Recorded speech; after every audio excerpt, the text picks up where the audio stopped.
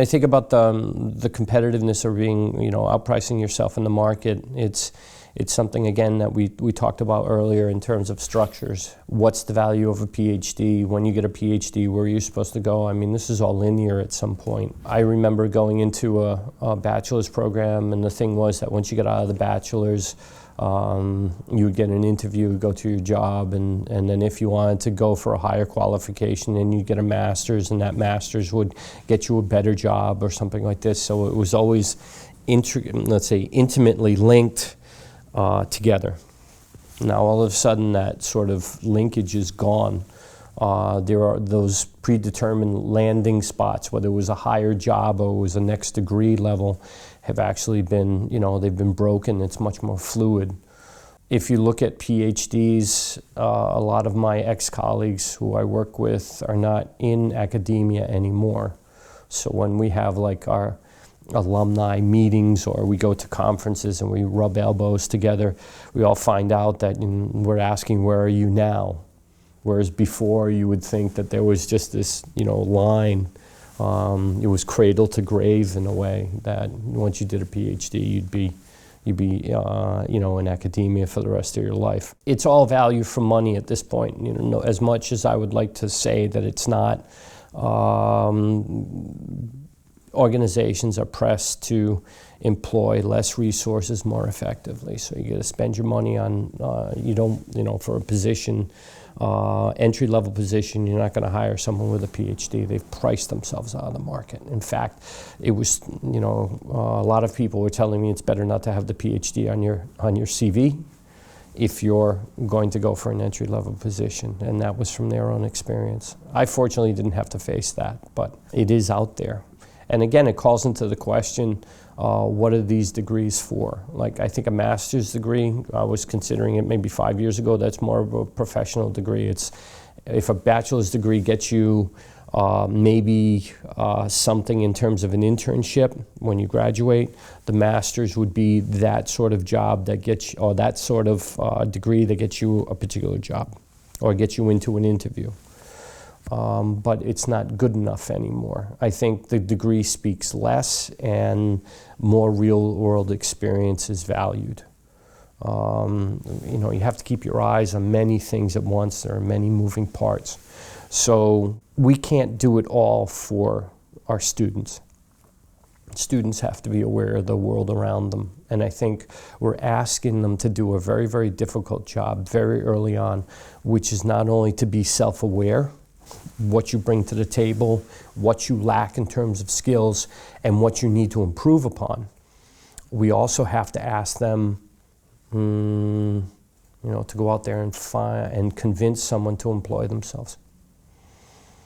I have students come to me because I have several other projects outside the university that I'm working on, and they come to me and say, David, I'd like to work with you on this. And my first question is, okay, what can you do for me?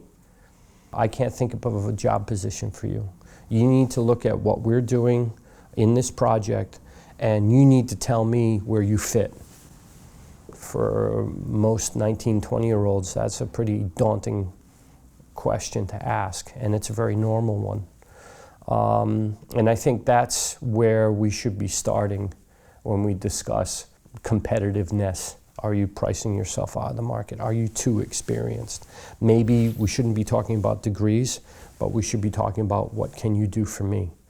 We should be emphasizing the skills more, the paper less. I'm not saying that the degree is valueless. I think we have to link it. We have to redefine it. And in that way, when it comes time to do a job interview, they could sit there and say, all right, you've got the PhD, you've got all this experience, we see that that can fit what we're looking into. Or it could be the opposite. Well, you have a bachelor's degree, but you have all this work experience in this particular field, and you have the skill set that matches up what we're looking for. So then you could take them with less of a degree and more experience. I mean, there's no one sort of alchemy that works here. And again, it depends, we're asking the companies and we're asking employers or these potential employers to be aware of what they need. And I think that's also a discussion I was having prior to the interview with my colleagues. Companies don't know what they need at the moment. If they were able to plan 15, 20 years ago on a 5-year plan, now we're looking at the annual report, which happens once a year. And then we're looking at the quarterly reports. And then we're looking at the reporting systems within the companies to see if they're actually doing what they need to do. So if you're on that micro level already of planning, how can you sit there and say, okay, we're going to need these sorts of people in the next couple of years? Because you're focused on the here and now, not on the future. So our timelines have been, let's say, compressed. And when you have shorter timelines, it becomes much more difficult to plan for how you're going to hire people later on and what you're going to hire them for. It's a classic problem, but I think it's become more acute because we have less time to actually determine what we need. And that's when you get this whole sort of mismatch as well. People applying for jobs that they're overqualified for, or people applying for jobs that they're underqualified for, or the company's just basically saying, we don't know what we need, but we need someone. When I was working in the energy sector, my biggest weakness was that I didn't know numbers. I hate numbers. My mom's an accountant, she knows numbers. I'm allergic to them. Statistics, all these types of things. Regression analysis, I'm fluent with the lexicon, I'm fantastic with understanding how it works. Ask me to do it, forget it.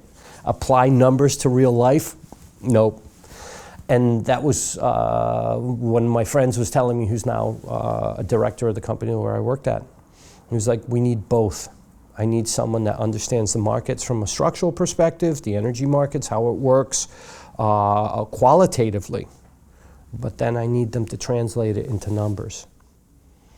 And that's where this sort of competitive advantage lies. And those people are very, very, very few.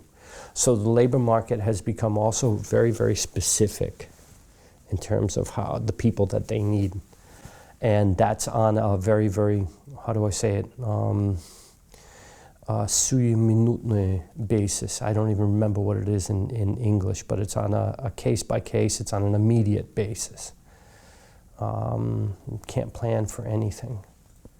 So, I mean, you can understand that the window of opportunity for people that are looking for jobs and trying to study at the same point in time, prepare for the job market, it can lead to where they study for 8 years and then their degree doesn't translate into a long-term position.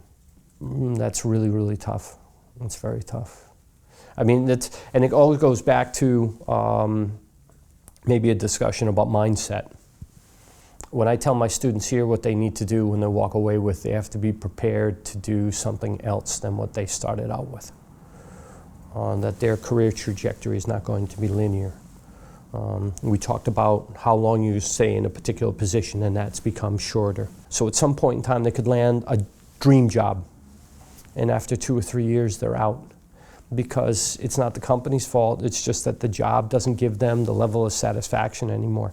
So they need to be prepared to go back, maybe to a place where they were before, or they have to find something else. So I think flexibility of mind is important. Our guys have to walk out with the idea that, you know, maybe it's okay to say no. This is not the job that I want. This is not what I thought I wanted to do. So I have to do something else. My parents' generation, my generation, that was a sort of failure. That was seen as a negative. I think nowadays, I think it's an invaluable skill to be able to sit there. No, that's not what I want. I want to go and do something else. And I know how to do it. I just need these things to be in place so I can actually pursue that career. And going into a particular PhD program or something like that, or a master's program, or any higher educational endeavor, might not give that to you because it's still formal. There needs to be something to supplement the formal education that people get.